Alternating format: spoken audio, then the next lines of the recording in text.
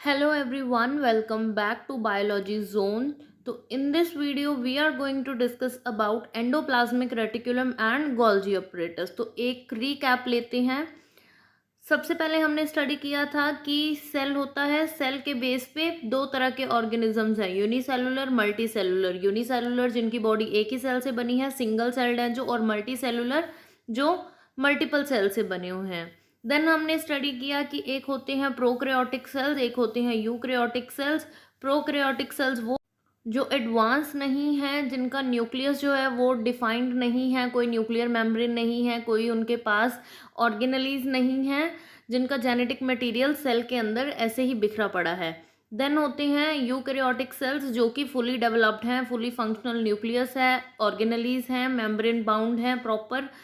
Okay, उसके बाद क्या हमने स्टडी किया कि सेल के कंपोनेंट्स हैं, जिनमें आ जाता है हमारा cell wall, plasma membrane, nucleus, cell organelles और साइटोप्लाज्म। न्यूक्लियस और न्यूक्लियोइड में यही फ़र्क है कि न्यूक्लियस जो है वो यूकैरियोटिक सेल में होता है जो फुली फंक्शनल है, और जो जेनेटिक मटेरियल बिखरा पड़ा है प्रोकैरियोटिक सेल में, कोई मेम्ब्रेन नहीं है जिसकी, उसको हम बोल देते हैं न्यूक्लियोइड। ओके, तो इनमें से हमने cell wall, cell membrane, nucleus, nucleoid और साइटोप्लाज्म को तो डिस्कस कर लिया था। अब इस चैप्टर में हमारी रह गई हैं सेल ऑर्गेनलीज, जिनको इस वीडियो के साथ हम स्टार्ट करने वाले हैं। तो आज इस वीडियो में हम फर्स्ट टू सेल ऑर्गेनलीज करेंगे जो कि हैं endoplasmic reticulum and Golgi apparatus. पहले बात करेंगे एंडोप्लाज्मिक रेटिकुलम की। तो endoplasmic reticulum is a cellular organelle. ये तो हमें पता ही है कि सेल की एक ऑर्गेनली है। It is the transport network of molecules going to specific places. ये मॉलिक्यूल्स को ट्रांसपोर्ट करने के लिए एक नेटवर्क सिस्टम की तरह एक्ट करता है, as compare to molecules that float freely in the cytoplasm. तो अब इसमें क्या बोला है कि कुछ मॉलिक्यूल्स जो हैं, कुछ मटेरियल्स जो हैं वो ऐसे हैं कि जो फ्रीली फ्लोट करते रहते हैं साइटोप्लाज्म के अंदर, पर कुछ एक ऐसे हैं जिनको ट्रांसपोर्ट करने की ज़रूरत पड़ती है। तो उनके लिए ट्रांसपोर्ट नेटवर्क कौन है? Endoplasmic reticulum. अब एंडोप्लाज्मिक रेटिकुलम जो है वो उसी सेल में होगी जहां न्यूक्लियस होगा, तो इसका मतलब ये यूकैरियोटिक सेल में ही होगी, प्रोकैरियोटिक सेल में नहीं होगी। Now endoplasmic reticulum is a continuous membrane system. एक मेम्ब्रेन लाइक पूरा सिस्टम है जिसके अंदर क्या है? Series of flattened sac, flat किए हुए सैक्स हैं with the cytoplasm of eukaryotic cell. Eukaryotic cell के साइटोप्लाज्म के अंदर ये प्रेजेंट है। हमने यही पढ़ा है ना कि साइटोप्लाज्म में ऑर्गेनलीज प्रेजेंट है। एंडोप्लाज्मिक रेटिकुलम भी तो एक ऑर्गेनली है, तो ये भी कहाँ है? साइटोप्लाज्म के अंदर। इसका काम क्या है? अब इसके मल्टीपल फंक्शंस हैं, नोट कीजिए। ये क्या करती है? सिंथेसिस करती है, चीज़ों को बनाती है, उनको फोल्ड करती है, मॉडिफाई करेगी और ट्रांसपोर्ट करेगी प्रोटीन्स का। अब हमने कहा है कि इसके पास क्या है? फ्लैटेंड सैक्स। उन फ्लैटेंड सैक्स को बोलते हैं सिस्टर्ने। इसके अलावा जो एंडोप्लाज्मिक रेटिकुलम है उसके पास वेसिकल्स और ट्यूब्यूल्स भी हो सकते हैं। तो ये तीनों क्या हैं? कंपोनेंट्स हैं एंडोप्लाज्मिक रेटिकुलम के। अब देखिए, एंडोप्लाज्मिक रेटिकुलम जो है वो दो तरह की है, या तो वो रफ है या स्मूथ है। न्यूक्लियस के बिल्कुल पास देखिए जो रफ एंडोप्लाज्मिक रेटिकुलम है वो प्रेजेंट है। आप सरफेस पे देखिए डॉट डॉट जैसे स्ट्रक्चर्स हैं, वो डॉट डॉट स्ट्रक्चर्स क्या हैं? वो राइबोसोम्स हैं। अब किसी चीज़ के ऊपर हम कुछ बीड्स जैसा लगा दें तो उसकी सरफेस रफ हो जाएगी। दूसरी तरफ जो स्मूथ है उसकी सरफेस स्मूथ है क्योंकि उस पर राइबोसोम्स नहीं है। तो ये दोनों में डिफरेंस है कि रफ वाली क्यों रफ है? क्योंकि उसके ऊपर राइबोसोम्स हैं। स्मूथ वाली इसीलिए स्मूथ है क्योंकि उसके पास कोई राइबोसोम्स नहीं है। तो इसी की वजह से इनके फंक्शंस भी डिफरेंट हैं। अब इनके अंदर का डिफरेंस देख लेते हैं। तो सबसे पहला पॉइंट है कि जो स्मूथ एंडोप्लाज्मिक रेटिकुलम यानी SER, it doesn't bear ribosomes over its surface of its membrane. इसकी मेम्ब्रेन की सरफेस पे राइबोसोम्स नहीं होते। दूसरी तरफ जो रफ एंडोप्लाज्मिक रेटिकुलम है उसकी मेम्ब्रेन पे राइबोसोम्स अटैच्ड होते हैं। स्मूथ एंडोप्लाज्मिक रेटिकुलम का मेन फंक्शन क्या है? लिपिड्स का सिंथेसिस। लिपिड्स एक तरह के फैट मॉलिक्यूल्स हैं, तो उन्हें ये बनाने में हेल्प करती है। ऑन द अदर हैंड जो रफ एंडोप्लाज्मिक रेटिकुलम है, अब क्योंकि उसके पास राइबोसोम्स हैं तो वो क्या बनाएगी? Proteins. Ribosomes are the protein factory of cell. वो प्रोटीन को बनाने में हेल्प करते हैं। स्मूथ एंडोप्लाज्मिक रेटिकुलम जो है वो वेसिकल्स और ट्यूब्यूल्स से बनी है। याद कीजिए हमने 3 कंपोनेंट्स अभी अभी किए हैं, सिस्टर्ने, ट्यूब्यूल्स एंड वेसिकल्स। तो उनमें से वेसिकल्स और ट्यूब्यूल्स जो है वो क्या फॉर्म कर रहे हैं, स्मूथ एंडोप्लाज्मिक रेटिकुलम। और जो सिस्टर्ने हैं और ट्यूब्यूल्स वो क्या फॉर्म कर रहे हैं, रफ।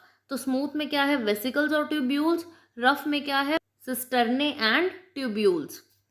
नेक्स्ट पॉइंट क्या है कि जो स्मूथ एंडोप्लाज्मिक है वो यूजुअली सेल की पेरिफेरी, सेल की बाउंड्री की तरफ प्रेजेंट है, बट जो रफ है वो deep down in the cytoplasm, cytoplasm के अंदर डीपली प्रेजेंट है। Last point is smooth endoplasmic reticulum may develop from rough endoplasmic reticulum. ये रफ एंडोप्लाज्मिक से ही डेवलप होके बनी हो सकती है, पर जो रफ वाली है वो क्या है, it may develop from nuclear envelope. हमने किया था ना कि न्यूक्लियर एनवेलप के साथ ही स्टार्ट हो जाती है रफ एंडोप्लाज्मिक रेटिकुलम, तो वो कहाँ से अराइज हुई है, न्यूक्लियर एनवेलप से। तो ये थे इनके डिफरेंस के पॉइंट्स। नेक्स्ट हम करेंगे गोल्जी अपरेटस। इनको गोल्जी बॉडीज भी बोल सकते हैं, और इसको डिस्कवर किसने किया था, कैमिलो गोल्जाई इन 1898। अब गोल्जी बॉडीज या गोल्जी अपरेटस क्या है, एक कम्प्लेक्स मेम्ब्रेन बाउंड ऑर्गेनली है, एक ऐसी सेल ऑर्गेनली है जो मेम्ब्रेन से सराउंडेड है, और ये भी यूकैरियोटिक सेल में ही प्रेजेंट है, क्योंकि प्रोकैरियोटिक के अंदर मेम्ब्रेन बाउंड ऑर्गेनलीज होती ही नहीं है। तो ये भी यूकैरियोटिक में प्रेजेंट है। अब ये किससे बनी हुई है, ट्यूब्यूल्स और सिस्टर्ने। ये भी ट्यूब्यूल्स और सिस्टर्ने से बनी हुई है। कहाँ प्रेजेंट है ये, इसकी लोकेशन क्या है, साइटोप्लाज्म। सारी ऑर्गेनलीज साइटोप्लाज्म में ही प्रेजेंट है। इसको गोल्जी कॉम्प्लेक्स भी बोल सकते हैं, और प्लांट सेल के अंदर इसको डिक्टियोसोम्स बोलते हैं। डिक्टियोसोम्स जो है वो फ्रेगमेंट्स होते हैं छोटे छोटे गोल्जी बॉडीज के, मतलब रिड्यूस्ड फॉर्म में प्रेजेंट होती हैं गोल्जी बॉडीज प्लांट सेल के अंदर, और उन फ्रेगमेंट्स को क्या बोलते हैं हम, डिक्टियोसोम्स। नेक्स्ट देखिए, Golgi apparatus consist of membrane bounded fluid filled vesicles, vacuoles and flattened cisternae. तो इसके पास क्या है कि ये एक मेम्ब्रेन बाउंड है पहले तो, और इसके पास और क्या है, वेसिकल्स हैं जिनमें फ्लूइड भरा हुआ है, कुछ वैक्यूल्स हैं, और फ्लैटेंड सिस्टर्ने हैं। सिस्टर्ने क्या है, यूजुअली एक दूसरे के ऊपर स्टैक्ड, एक के ऊपर एक ऐसे पैरेलल रोज में ये स्टैक्ड होते हैं। Golgi apparatus exist as extensive network near the nucleus in animal cell. Animal cell के अंदर गोल्जी अपरेटस जो है वो एक नेटवर्क की तरह न्यूक्लियस के बिल्कुल पास प्रेजेंट होता है, बट प्लांट सेल के अंदर ये छोटे छोटे सब यूनिट्स की फॉर्म में प्रेजेंट होता है फ्रीली साइटोप्लाज्म के अंदर। इन यूनिट्स को हम क्या बोलते हैं, dictyosomes. Golgi apparatus arises from the membrane of the smooth endoplasmic reticulum. ये कहाँ से अराइज हो रहा है, स्मूथ एंडोप्लाज्मिक रेटिकुलम की मेम्ब्रेन से, which in turn is originated from the rough endoplasmic reticulum. मतलब कि रफ एंडोप्लाज्मिक रेटिकुलम से स्मूथ एंडोप्लाज्मिक रेटिकुलम बनी है, और उसी से आगे क्या बनी है, गोल्जी अपरेटस या फिर गोल्जी बॉडीज। अब ये डायग्राम है, स्ट्रक्चर है गोल्जी बॉडीज का। आप इसमें देख सकते हैं कि इसके पास क्या है, फ्लैटेंड सिस्टर्ने हैं, एक के ऊपर एक जो पैरेलल रोज में प्रेजेंट है वो क्या है, सिस्टर्ने हैं। और बिल्कुल डॉट डॉट जो शो किए हुए हैं वो छोटे छोटे वेसिकल्स हैं इसकी सरफेस के पास जो प्रेजेंट है, और ऊपर राउंड शेप में क्या है, वैक्यूल्स हैं। आगे हैं गोल्जी बॉडीज के फंक्शन। तो पहला पॉइंट क्या है, modifies the protein and lipids. जो भी एंडोप्लाज्मिक रेटिकुलम ने प्रोटीन्स और लिपिड्स बनाए हैं, रफ वाली प्रोटीन्स बना रही है, स्मूथ वाली क्या है, लिपिड्स बनाएगी, उनको ये मॉडिफाई करती हैं। नेक्स्ट है process material to be remove from the cell. Cell में से जो भी मटेरियल को निकालना है, रिमूव करना है, वेस्ट है, उनकी प्रोसेसिंग करते हैं ये। Make and secrete mucus. Cell के अंदर म्यूकस बनाने का और रिलीज करने का काम करते हैं। म्यूकस एक तरह की स्टिकी सब्सटेंस होती है। Next is packages products into vesicles for transport. जो भी इन्होंने प्रोडक्ट्स बनाए हैं वो अपने वेसिकल्स के अंदर पैक कर देंगे, ताकि वेसिकल्स की हेल्प से ये सेल में ट्रांसपोर्ट कर सके उन प्रोडक्ट्स को।